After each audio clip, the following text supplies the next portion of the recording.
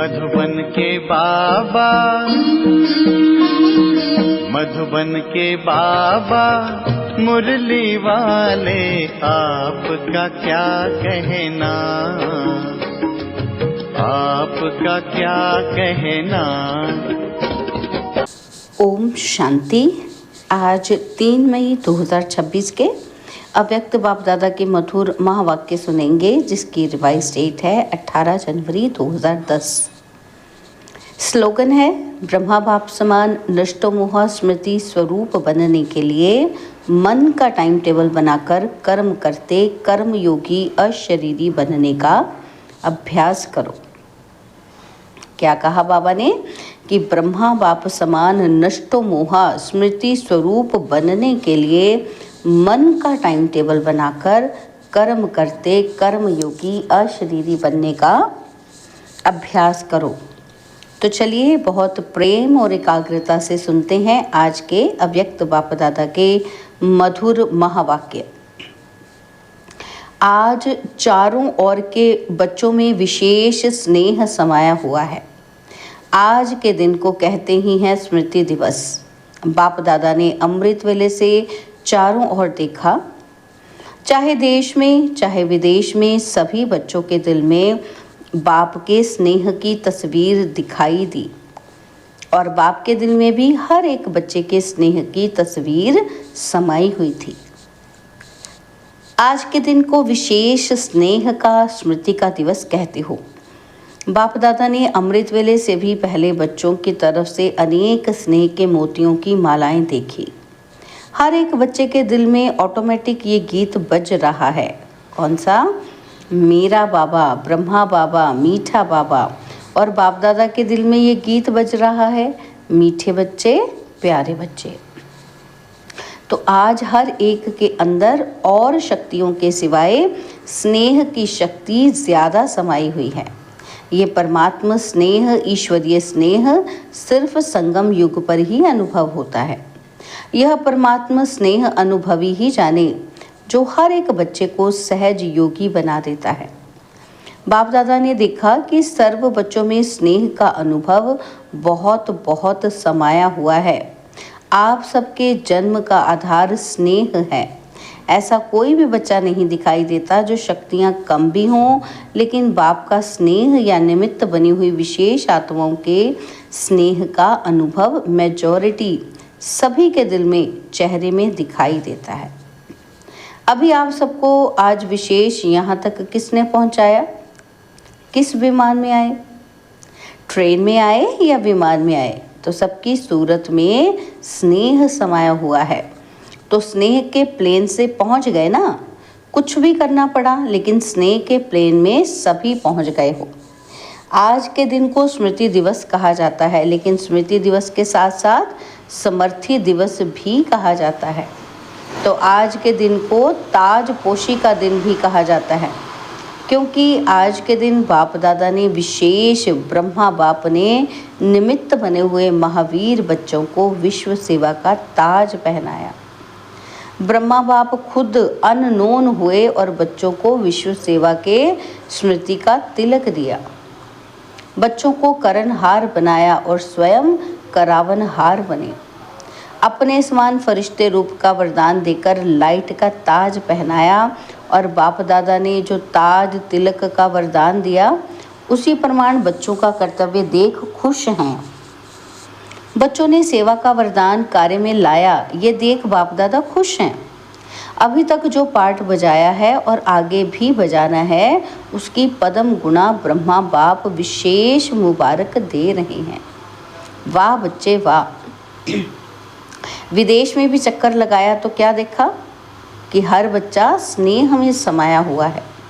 तो बाप द्वारा समर्थियाँ मिली हैं, क्योंकि ये दिन विशेष स्नेह से समर्थियों का वरदान प्राप्त करने का दिन है। बाप दादा ने देखा कि कोई कोई बच्चे बहुत अच्छे याद की लगन में सेवा में लगे हुए हैं। अमृत वेला बहुत अच्छी रीति से अनुभव करते हैं, अशरीरीपन का भी अनुभव करते हैं, लेकिन जब कर्मयोगी बनने का समय आता है तो दोनों काम, योगी का भी और कर्म का भी, दो काम इकट्ठा करने में फर्क पड़ जाता है। पुरुषार्थ करते हैं कि कर्म और योग का बैलेंस हो, लेकिन जैसे अमृत वेले शक्तिशाली अवस्था का अनुभव करते हैं ना, वैसे कर्म में फर्क पड़ जाता है, मेहनत करनी पड़ती है। और बाप दादा ने सभी बच्चों को कह दिया है कि विश्व का विनाश अचानक होना है। अगर सारा दिन अटेंशन के बजाय किसी भी धारणा की कमी होने के कारण कर्म योगी की स्टेज में फर्क आ जाता है ना, तो विश्व के विनाश की डेट तो बाप दादा अनाउंस नहीं करेंगे, लेकिन अपना जीवन काल समाप्त कब होना है ये मालूम है? कोई को मालूम है कि मेरी मृत्यु फलानी डेट पर होनी है मालूम? तो वो हाथ उठाओ। अचानक कुछ भी हो सकता है, कोई प्रकृति का कारण बनता है तो कितने का मृत्यु एक साथ में हो जाता है। तो विश्व की डेट के संकल्प से अलबेला नहीं बनना। आपकी जगदम्बा का स्लोगन था ना, तो कभी भी कब नहीं कहो अब। कल कुछ भी हो जाए लेकिन मुझे एवर रेडी रहना ही है। तो इतनी तैयारी सबके अटेंशन में है। अपना कर्मों का हिसाब चुकतू किया है। 4 ही सब्जेक्ट कौन से? ज्ञान, योग, सेवा और धारणा। चारों ही तरफ, चारों में ऐसी तैयारी है। पूरा बेहद के वैराग्य का अनुभव चेक किया है। अपने दिल में ये चेक किया है कि एवर रेडी हैं। नष्टमोहा स्मृति स्वरूप, क्योंकि ब्रह्मा बाप ने भी स्वयं को पुरुषार्थ करके ऐसा बनाया जो अनुभवी बच्चों ने देखा। कोई भी तरफ ये वातावरण नहीं था, कोई हिसाब किताब का। अचानक अशरीरी बनने का अभ्यास, अशरीरी बनाकर उड़ गए। कोई ने समझा कि ब्रह्मा बाप जाने वाले हैं, समझा, लेकिन नष्टमोहा बच्चों के हाथ में हाथ होते कहाँ आकर्षण रही, फरिश्ता बन गए। बच्चों को फरिश्ते बनने का तिलक दे गए। इसका कारण बहुत समय अशरीरीपन का अभ्यास रहा। कई अनुभवी बच्चे जो साथ रहे हैं उन्होंने अनुभव किया कि कर्म करते करते ऐसे अशरीरी बन जाते। तो यह जो कर्म योग में अंतर पड़ जाता है, इसका कारण कर्म करते ये स्मृति में इमर्ज नहीं होता कि मैं आत्मा हूँ। ये तो सब जानते ही हैं, लेकिन मैं आत्मा कौन सी आत्मा हूँ? मैं करावनहार आत्मा हूँ और ये कर्मेंद्रियाँ करनहार हैं। ये करावनहार का स्वमान कर्म करते स्मृति स्वरूप में रहे। चाहे कर्मेंद्रियों से कर्म कराना है, लेकिन मैं करावनहार हूँ, मालिक हूँ। इस सीट पर अगर सेट हैं तो कोई भी कर्मेंद्रिय ऑर्डर में रहेगी। बिना सीट पर सेट होते कोई किसी का नहीं मानता। तो करावनहार आत्मा हूँ, ये कर्मेंद्रियाँ करनहार हैं, करावनहार नहीं हैं। जैसे ब्रह्मा बाप का अनुभव सुना ना, कि ब्रह्मा बाप ने शुरू में ये अभ्यास किया कि जो रोज़ दिन की समाप्ति के समय इन कर्मेंद्रियों का राज दरबार लगाते थे, तो पुराने बच्चों ने डायरी देखी होगी, तो रोज़ दरबार लगाते थे और करावनहार मालिक बन हर कर्मेंद्रियों का समाचार लेते थे और देते थे। इतना अटेंशन शुरू में ही ब्रह्मा बाप ने दिया, तो आपको भी करावनहार मालिक समझ कर्मेंद्रियों से कर्म करवाना है, क्योंकि आत्मा राजा है और ये कर्मेंद्रियां साथी हैं। तो ये चेक करना चाहिए कि आज के दिन विशेष मन, बुद्धि और संस्कार, स्वभाव कहो कि संस्कार कहो, इनों का क्या हाल रहा। और फौरन चेक करने से कर्मेंद्रियों को अटेंशन रहता है कि हमारा राजा हमारा हाल चाल लेगा। तो आत्मा राजा करनहार कर्मेंद्रियों से करावनहार बनकर चेक करो। नहीं तो देखा गया है कि कई बच्चे कहते हैं कि हम कर्मेंद्रियों को ऑर्डर करते हैं, लेकिन फिर हो जाता है। पुरुषार्थ करते हैं, लेकिन कोई कोई संस्कार या स्वभाव ऑर्डर में नहीं रहते। उसका कारण इस अपने स्वमान की सीट पर सेट नहीं रहते। बिना सीट पर बैठने के ऑर्डर कितना भी करो तो ऑर्डर मानने वाले मानते ही नहीं हैं। तो कर्म करते अपने करावनहार मालिकपन की सीट पर सेट रहो। कई बच्चे ये भी बाप दादा से रू रिहान करते हैं कि बाबा आपने हमें सर्वशक्तिवान बनाया। शक्तिवान भी नहीं, सर्वशक्तिवान का वरदान हर एक बच्चे को ब्राह्मण जन्म लेते हुए दिया है। याद है अपने जन्म का वरदान?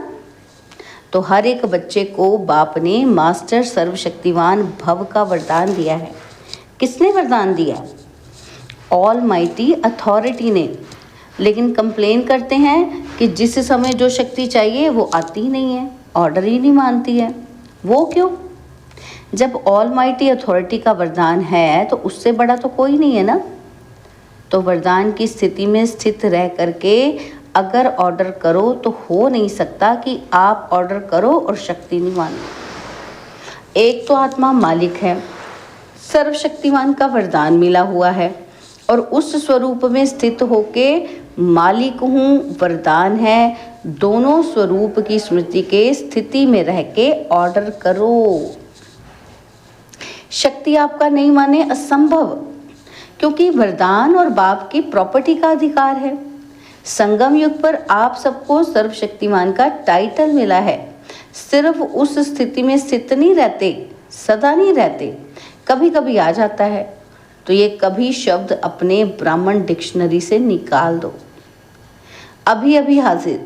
आप कहते हो ना कि बाबा आपको हम याद करते हैं तो आप हाजिर हो जाते हैं। है अनुभव? हाथ उठाओ। अनुभव है? तो अभी देखो, हाथ तो उठा रहे हो, बाप हाजिर हो जाता है, हजूर हाजिर हो जाता है। तो ये शक्ति क्या है? ये शक्तियाँ भी आपको बाप की प्रॉपर्टी में मिली हैं। तो मालिक बन के ऑर्डर करो। मालिक बन के ऑर्डर नहीं करते हो, शक्ति खो जाती है ना। तो उसी स्थिति में रहते हुए ऑर्डर करते हो तो मालिक ही नहीं, ऑर्डर क्यों माने? तो बाप दादा अभी क्या चाहते हैं पता है ना?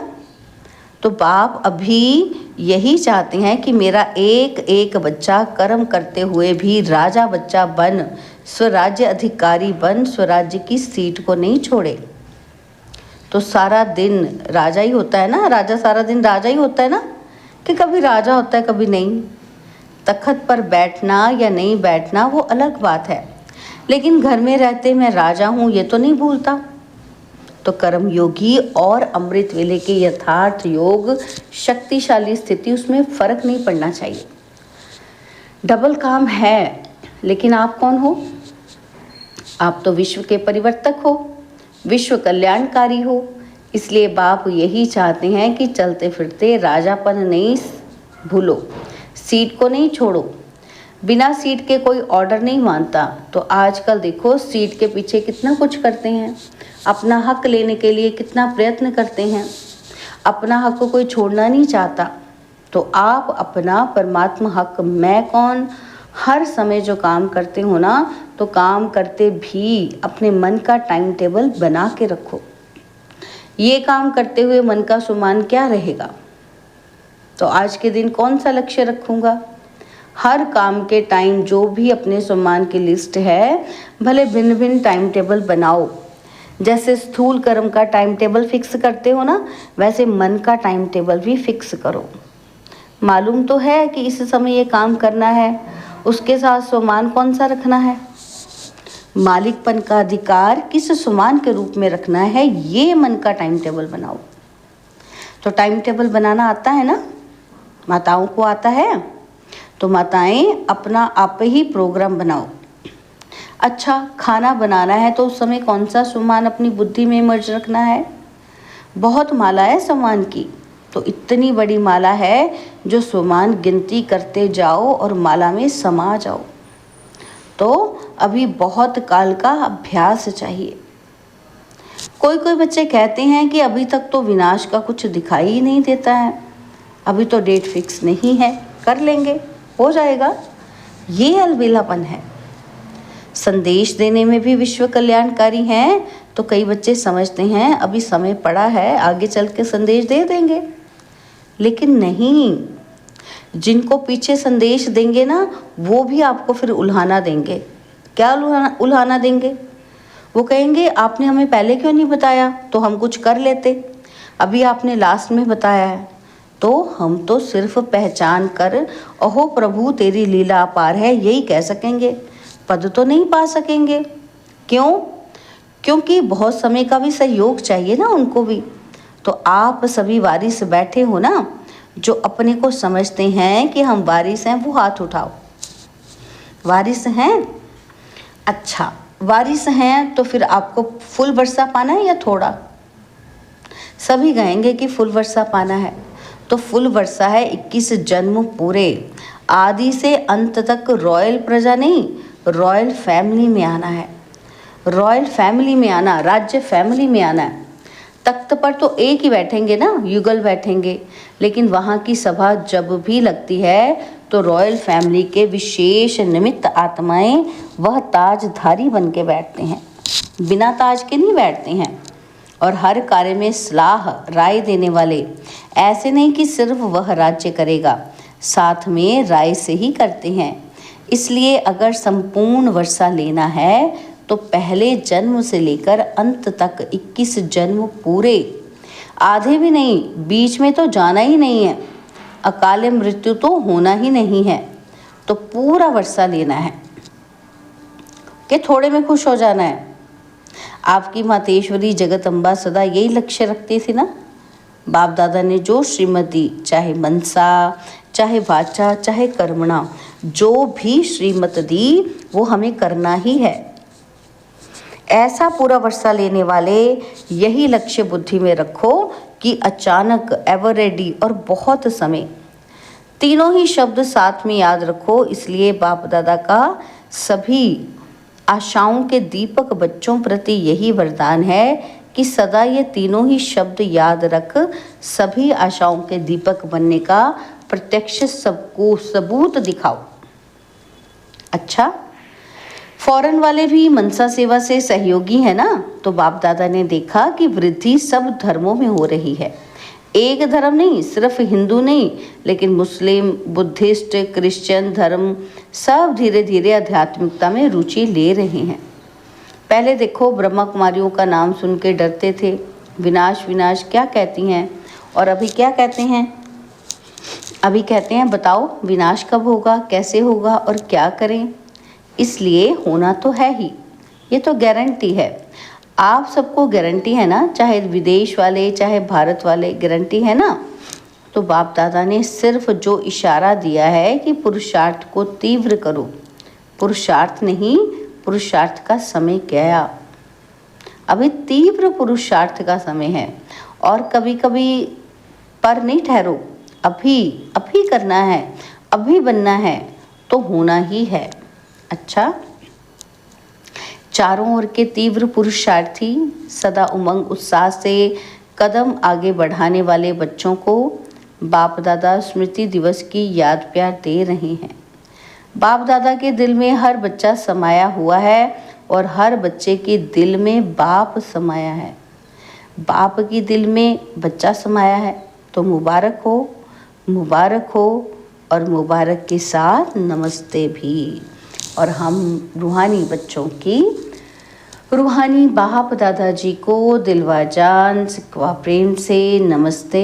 ओम शांति। प्यारे बाबा, मीठे बाबा, मेरे बाबा, शुक्रिया बाबा, शुक्रिया बाबा, शुक्रिया। बाबा ने वरदान दिया, पावरफुल स्थिति द्वारा रचना की सर्व आकर्षणों से दूर रहने वाले मास्टर रचयिता भव। पावरफुल स्थिति द्वारा रचना की सर्व आकर्षणों से दूर रहने वाले मास्टर रचयिता भव। जब मास्टर रचयिता, मास्टर नॉलेजफुल की पावरफुल स्थिति या नशे में स्थित रहेंगे, तब रचना की सर्व आकर्षणों से परे रह सकेंगे। क्योंकि अभी रचना और भी भिन्न भिन्न रंग ढंग रूप रचेगी।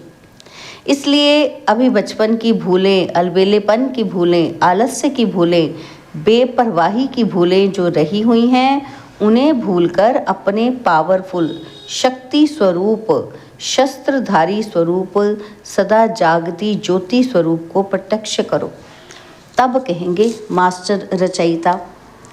स्लोगन है, मन की स्थिति में ऐसा हार्ड बनो जो कोई भी परिस्थिति उसे पिघला ना दे। मन की स्थिति में ऐसा हार्ड बनो जो कोई भी परिस्थिति उसे पिघला ना दे।